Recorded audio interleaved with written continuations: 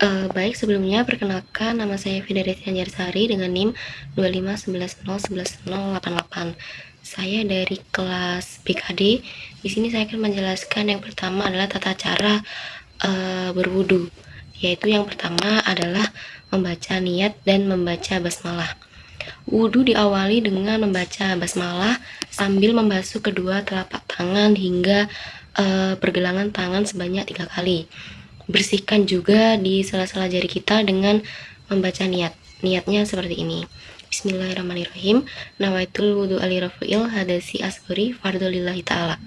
Yang artinya, saya berniat berwudu untuk menghilangkan hadas kecil fardu karena Allah Ta'ala. Lalu yang kedua adalah langkah-langkah untuk kita berwudu, yaitu yang pertama adalah berkumur-kumur, yaitu mengambil air ke dalam mulut lalu membuangnya. Kita ulangi sebanyak 3 kali. Lalu membasuh air ke hidung dan kita lakukan sebanyak 3 kali juga. Lalu membasuh wajah, yaitu membasuh seluruh permukaan wajah secara merata, mulai dari tumbuhnya rambut kepala hingga ke bagian dagu, dan dari telinga kanan hingga ke telinga kiri. Lakukan ini sebanyak 3 kali. Lalu selanjutnya ada membasuh kedua tangan. Membasuh kedua tangan itu yang pertama dimulai dari tangan kanan terlebih dahulu, dari ujung jari hingga di atas siku. Pastikan air merata. Setelah itu ganti tangan kiri. Lakukan masing-masing gerakan sebanyak 3 kali. Lalu mengusap kepala. Mengusap sebagian atau seluruh kepala dengan tangan yang basah dari depan ke belakang lalu kembali ke depan. Lakukan sebanyak 3 kali. Lalu selanjutnya ada mengusap kedua telinga. Mengusap bagian dalam dengan jari telunjuk dan bagian luar telinga dengan ibu jari secara bersamaan. Lakukan gerakan ini berulang sebanyak 3 kali.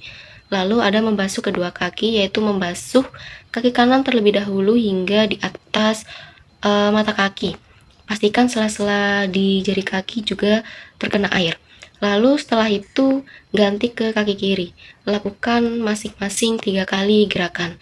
Lalu adapun setelahnya doa setelah kita melakukan wudhu. Kita disunahkan untuk menghadap kiblat sambil mengangkat kedua tangan dan membaca doa berikut. Asyhadu alla ilaha illallah wahdahu la syarikalah wa asyhadu anna Muhammadan abduhu wa rasuluh. Allahumma ja'alni minat tawabina wa ja'alni minal mutatahhirin. Yang mana artinya adalah, aku bersaksi bahwa tidak ada Tuhan selain Allah yang Maha Esa. Tidak ada sekutu baginya, dan aku bersaksi bahwa Nabi Muhammad adalah hamba dan utusannya. Ya Allah, jadikanlah aku termasuk golongan orang-orang yang bertaubat, dan jadikanlah aku termasuk golongan orang-orang yang bersuci. Lalu selanjutnya adalah pengertian dari azan. Azan itu adalah panggilan atau seruan suci dalam agama Islam yang dikumandangkan sebagai tanda bahwa waktu sholat fardu atau sholat wajib itu telah tiba. Adapun lafaz adzan adalah sebagai berikut. Baik, jadi yang selanjutnya ada tata cara dan gerakan untuk melakukan sholat, yaitu yang pertama adalah sholat subuh 2 rakaat dengan mengucapkan niat sholli fardhu subhi rakaataini mustaqbilal kiblati adaan lillahi ta'ala, yang artinya aku berniat melakukan sholat fardu subuh 2 rakaat sambil menghadap kiblat saat ini karena Allah Ta'ala. Lalu yang kedua ada sholat duhur, yaitu 4 rakaat dengan niat usolli fardhu zuhri arba'a rakaatim mustaqbil kiblati adaan lillahi ta'ala, yang artinya aku niat melakukan sholat fardu duhur 4 rakaat sambil menghadap kiblat saat ini karena Allah Ta'ala. Lalu yang ketiga ada sholat asar, yaitu 4 rakaat dengan niat usolli fardhu asri arba'a rakaatim mustaqbil kiblati adaan lillahi ta'ala, yang artinya aku niat melakukan sholat fardu asar 4 rakaat sambil menghadap kiblat saat ini karena Allah Ta'ala. Lalu selanjutnya ada sholat maghrib dilakukan dengan 3 rakaat dengan niat usolli fardhu maghribi salasa rakaatim mustaqbal kiblati adaan lillahi ta'ala, yang artinya aku berniat melakukan sholat fardu maghrib 3 rakaat sambil menghadap ke kiblat saat ini karena Allah Ta'ala. Lalu selanjutnya ada sholat isya yang dilakukan 4 rakaat dengan niat Usolli fardul isya'i arba'a raka'atim mustaqbil kiblati adaan lillahi ta'ala, yang artinya aku berniat melakukan sholat fardu isya 4 rakaat sambil menghadap kiblat saat ini karena Allah Ta'ala.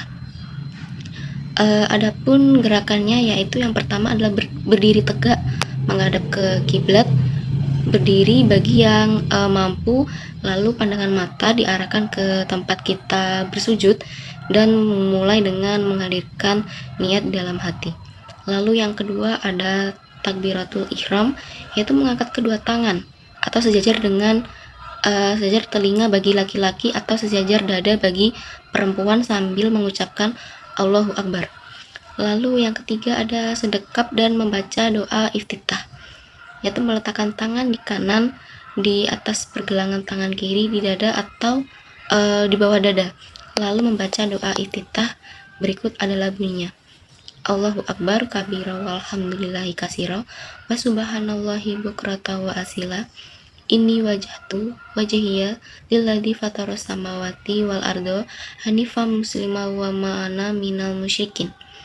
Inna sholati wa nusuki wa mayaya wa mamati lillahi rabbil alamin la syarika lahu wa bidzalika umirtu wa ana minal muslimin. Lalu membaca surat Al-Fatihah dan surah-surah pendek yang terdapat dalam Al-Quran. Wajib membaca surat Al-Fatihah pada setiap rakaat dan diakhiri dengan ucapan amin. Lalu pada rakaat ke-1 dan kedua dilanjutkan dengan membaca salah satu surah pendek di dalam Al-Quran, misalnya Al-Ikhlas, Al-Falaq, atau surah An-Nas. Pada rakaat ketiga dan keempat cukup membaca Al-Fatihah saja. Lalu ada ruku, yaitu mengangkat kedua tangan sambil bertakbir, yaitu Allahu Akbar, lalu membungkukkan badan hingga punggung dan kepala sejajar lurus, tangan memegang lutut, membaca doa ruku sebanyak 3 kali, yaitu Subhana Rabbiyal Azimi wa bihamdihi. Lalu selanjutnya ada iktidal, yaitu bangkit dari ruku, bangkit berdiri tegak kembali sambil mengangkat kedua tangan dan mengucapkan Sami Allahu liman hamidah. Setelah berdiri tegak atau posisi iktidal, membaca Rabbana lakal hamdu mil'us samawati wa mil'ul ardi wa mil'u ma syi'ta min syai'in ba'du.